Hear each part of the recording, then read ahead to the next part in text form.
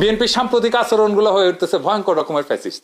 আমার পেজে এসে একজন বা দুইজন না, একাধিক মানুষ হুমকি দেয়, কেন বিএনপি সমালোচনা করি, খুন করে ফেলার হুমকি দেয়।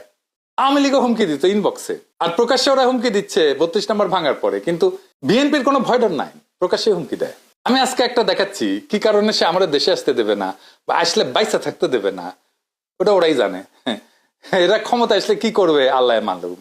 হ্যাঁ, আইডম থাকলে করে নিস রে ভাই, হ্যাঁ করে নিস, যে জিতবে ওই তো সিকান্দার হবে। হাইডম থাকলে তুই আমাকে দেখে নেবো, আমার হেডম থাকলে তো করে দেখে নেবো। এটাই রাজনীতি।